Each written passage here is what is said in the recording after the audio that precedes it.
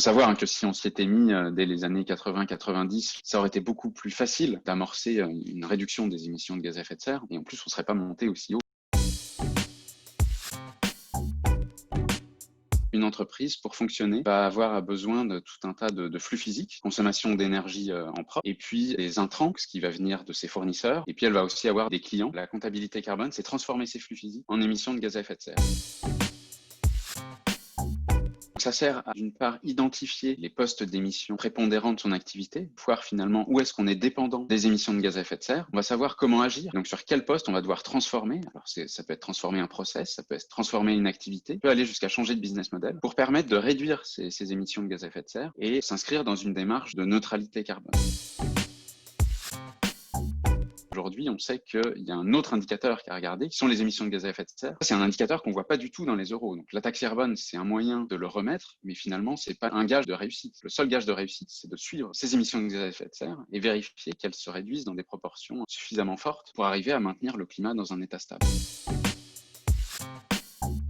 Pour être sur une trajectoire de 2 degrés, c'est moins 4% des émissions par an, et un scénario 1,5 degrés, c'est moins 7% par an. Même dans un monde à plus 2 degrés de réchauffement, il va y avoir tout un tas d'impacts du changement climatique. La hausse du niveau des mers, la hausse des vagues de chaleur, il va y avoir plus d'événements extrêmes, et tout ça va venir affecter les opérations des entreprises. Au plus tôt on vient anticiper, par exemple dans les constructions neuves, que ce soit des usines, des bâtiments, des infrastructures, au moins ça va gêner les opérations des entreprises le jour où ces impacts se manifestent. Donc là, les entreprises ont un intérêt, pas immédiat, mais en tout cas direct, de prendre en compte ce changement climatique et de s'adapter le plus rapidement possible. Donc il y a une question de pérennité du business model qui est inhérent au fait que le monde va se transformer et donc il y a des activités qui n'existeront plus ou qui seront très différentes par rapport à aujourd'hui.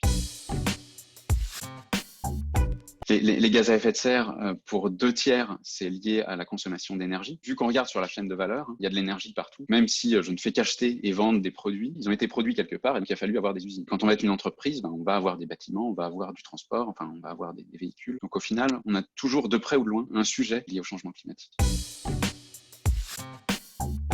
Ce qui va être plus compliqué pour les plus petites entreprises, c'est d'arriver à trouver du temps, donc une personne, 2 personnes qui vont être dédiées à ce sujet-là. Néanmoins, ça vaut quand même le coup pour ces entreprises-là d'identifier les gros enjeux, comment mon métier doit changer, comment mes marchés vont se déformer, est-ce que mes fournisseurs vont devoir se transformer aussi, et au bon moment pouvoir prendre les bonnes décisions en termes de changement stratégique.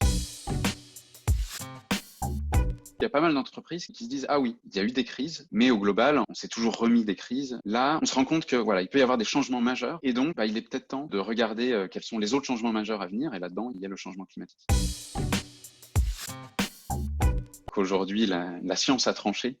Donc le débat au niveau scientifique n'existe plus. On n'a pas le temps de débattre sur ce sujet-là.